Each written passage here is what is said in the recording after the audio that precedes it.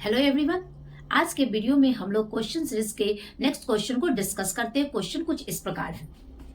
ये जो चित्र है वो है मेंडल साहब का, ग्रेगर जॉन मेंडल, जिन्हें फादर ऑफ जेनेटिक्स कहा जाता है।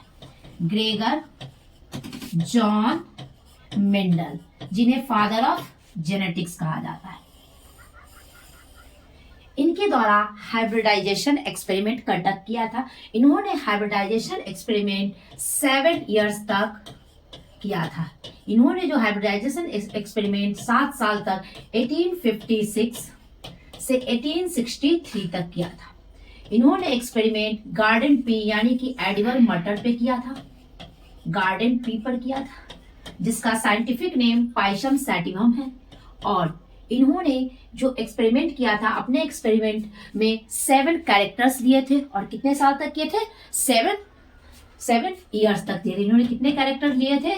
7 कैरेक्टर्स लिए थे।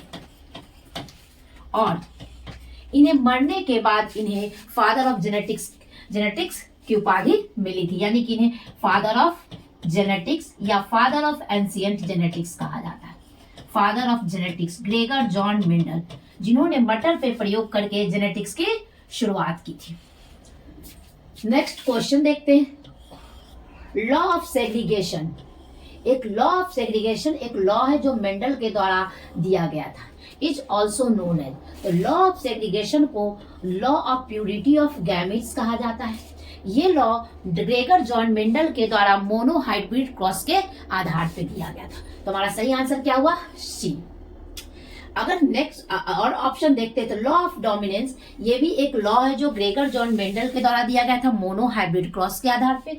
और नेक्स्ट ऑप्शन है लॉ ऑफ इंडिपेंडेंट असॉर्टमेंट, ये भी एक लॉ है जो मेंडल के द्वारा दिया गया था और ये डाई हाइब्रिड क्रॉस के आधार पे दिया गया था। और इन्होंने जो एक्सपेरिमेंट किया था मटर पे, उसके आधार पे जो लॉ दिया था वो था law of inheritance, law of inheritance in living organism. इन्होंने कहा था कि कोई भी गुण एक पीढ़ी से दूसरे पीढ़ी में क्या होते? इनहेरिट होते हैं, वंशागति होती है। नेक्स्ट क्वेश्चन है मेंडल प्रपोज्ड। मेंडल ने कौन सा लॉ दिया था? तो लॉ ऑफ इनहेरिटेंस, वंशागति का नियम। तो हमारा सही आंसर क्या हुआ? सी। नेक्स्ट, एक 10% energy law.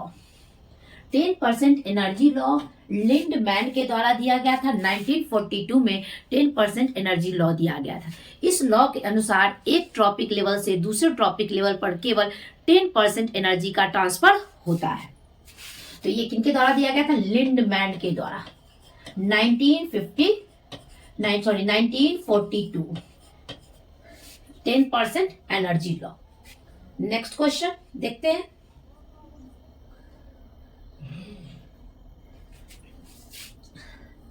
Next question, inheritance of acquired character was given by. Inheritance of acquired character given bye, अगर हम लोग ऑप्शन को देखें तो पहला ऑप्शन है डार्विन, चार्ल्स डार्विन, जिन्होंने थ्योरी ऑफ नेचुरल सिलेक्शन दिया था। तो चार्ल्स डार्विन के द्वारा दिया गया थ्योरी था the theory of natural selection, जो डायरेक्ट पूछे जाते हैं।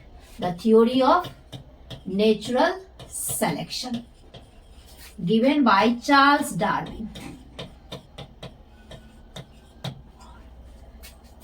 बी ऑप्शन, लेमार्क के द्वारा law of inheritance of acquired character given by Lamarck, यानी कि हमारा सही आंसर क्या हुआ? B. Next, who is considered as father of genetics. तो फादर ऑफ जेनेटिक्स कह लीजिए या father of ancient genetics. Father of ancient genetics, father of ancient genetics या फादर ऑफ जेनेटिक्स, ये मेंडल के द्वारा, मेंडल को कहा जाता है। ग्रेगर जॉन मेंडल को फादर ऑफ जेनेटिक्स या फादर ऑफ एंशिएंट जेनेटिक्स कहा जाता है। अगर हम इसके ऑप्शन के देखें तो Morgan, TH Morgan, Thomas Hunt Morgan को फादर ऑफ एक्सपेरिमेंटल जेनेटिक्स कहा जाता है। Father of experimental genetics.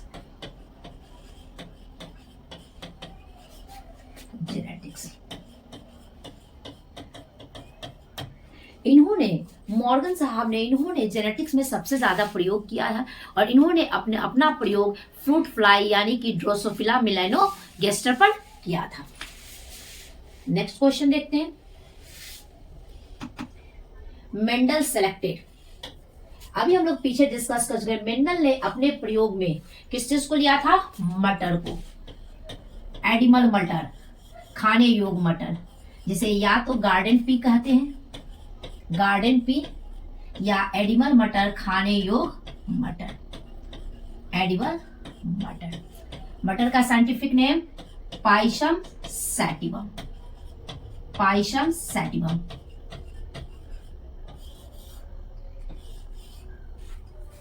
तो मेंडल सेलेक्टेड गार्डन पी और एडिबल मटर, एडिबल पी। तुम्हारा सही आंसर क्या हुआ? D. Next question, an exception of Mendel's law, Mendel's law का एक्सेप्शन। अगर हम बात करें ऑप्शन को देखें तो dominance, law of dominance Mendel का लॉ है जो मोनोहाइब्रिड क्रॉस के आधार पे दिया गया था। मोनोहाइब्रिड क्रॉस के आधार पे मेंडल ने लॉ ऑफ डोमिनेंस दिया था, मोनोहाइब्रिड क्रॉस और inheritance of one gene, purity of gamete और लॉ ऑफ सेग्रीगेशन गिवन, ये भी मेंडल के दिया गया था on the basis of monohybrid cross. Law of segregation और law of purity of gamete ये यूनिवर्सल लॉ है और इस लॉ का कोई एक्सेप्शन, कोई अपवाद नहीं है। ये मोनोहाइब्रिड क्रॉस के आधार पर दिया गया था। Next, law of independent assortment, ये लॉ भी मेंडल के द्वारा दिया गया था। ये डाई हाइब्रिड क्रॉस के आधार पर दिया, डाई हाइब्रिड क्रॉस के आधार पर दिया गया। तो हमारे पास क्वेश्चन है कि an exception of Mendel law, Mendel के लॉ का इसमें अपवाद कौन है? तो ये है लिंकेज। तो हमारा सही आंसर क्या हुआ? सी। यहां पे कुछ रेशियो है जिसे हम एक एक करके डिस्कस करते हैं। फर्स्ट क्वेश्चन है द फिनोटाइपिक रेशियो।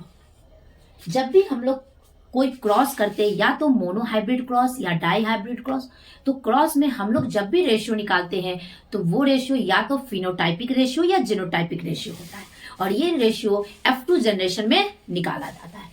तो हमारे पास क्वेश्चन है the phenotypic ratio for F2 generation in incomplete dominance, incomplete dominance, incomplete dominance exception है मेंडल लॉ का, exception of Mendel law, Mendel law, Mendel का जो लॉ है उसका एक्सेप्शन है इनकम्प्लीट डोमिनेंस।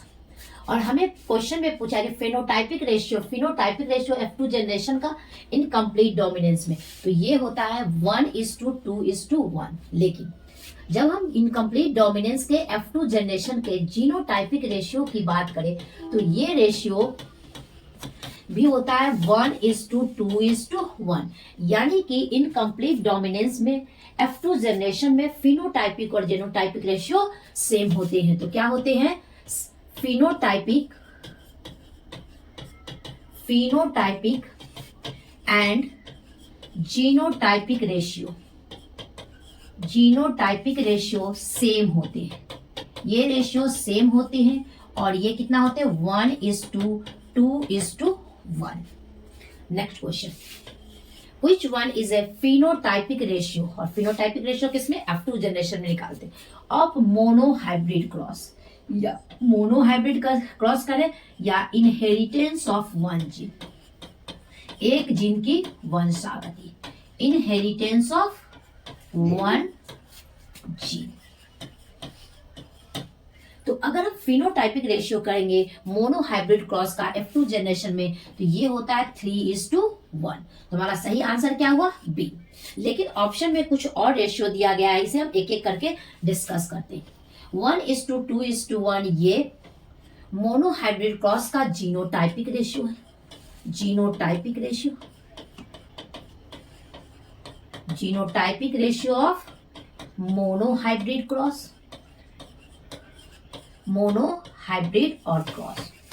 और यहाँ पे कंफ्यूज होने की बात नहीं है क्योंकि इनकम्प्लीट डोमिनेंस का भी फिनोटाइपिक और जीनोटाइपिक रेशियो 1:2:1 होता है। नेक्स्ट, नेक्स्ट ऑप्शन 9:3:1, ये डाई हाइब्रिड क्रॉस का फिनोटाइपिक रेशियो है F2 जनरेशन।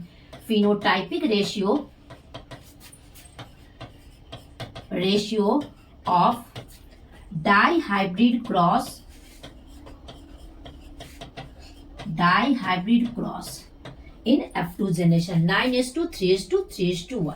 तो हमारे पास हमारा क्वेश्चन है कि which one is phenotypic ratio of monohybrid cross और इनहेरिटेंस ऑफ वन जीन। तो ये है 3:1, यानी कि हमारा सही आंसर क्या हुआ? बी।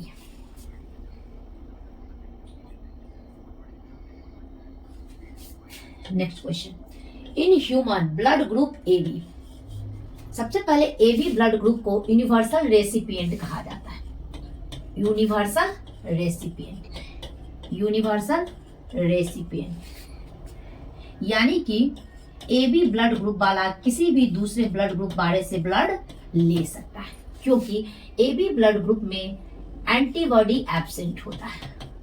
एंटीबॉडी एब्सेंट होते हैं, इसमें एंटीबॉडी नहीं पाए जाते हैं, लेकिन इसमें A और B दोनों एंटीजन पाए जाते हैं। इसमें A एंटीजन भी पाया जाता है और B एंटीजन भी पाया जाता है। B antigen present.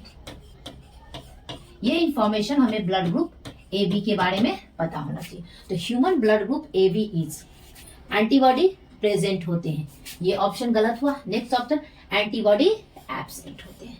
तो हमारा सही आंसर क्या हुआ? B. Next question, an example of quantitative trait in human is. तो स्किन कलर इसका एग्जाम्पल है क्वांटिटेटिव ट्रेट का। हमारा सही आंसर क्या है? B.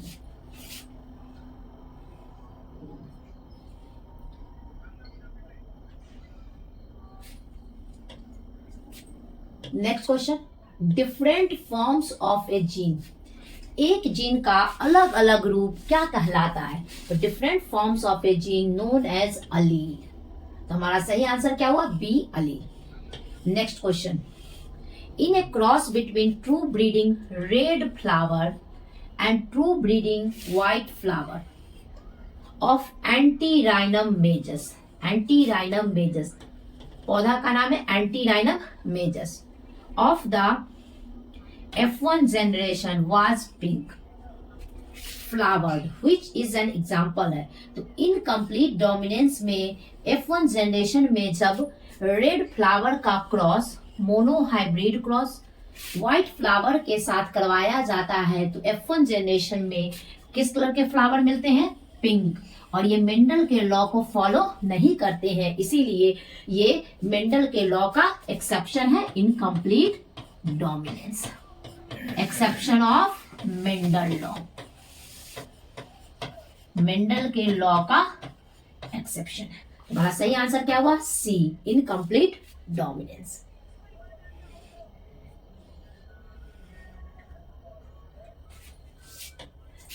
Next question, which of the following statement is incorrect. अगर हम लोग ऑप्शन को देखें तो characters are control by factor, जिसे बाद में क्या कहा गया था? जीन। मेंडल ने जीन को फैक्टर कहा था, तो ये सही है। नेक्स्ट ऑप्शन है फैक्टर्स आर डिस्क्रीट, ये भी सही है। In pea factor occur in pair, यानी कि जीन हमेशा जोड़े में होते हैं, और alleles blend with each other, ये ऑप्शन गलत है। तो हमारा सही आंसर क्या हुआ? D. Next question, in gene pair hides the effect of another gene pair. एक जीन के जोड़े दूसरे के जीन के प्रभाव को क्या करते हैं? छुपा देते हैं, हाइड कर देते हैं। इस फेनोमेनन को कहा जाता है एपिस्टेसिस। तुम्हारा सही आंसर क्या हुआ? ए।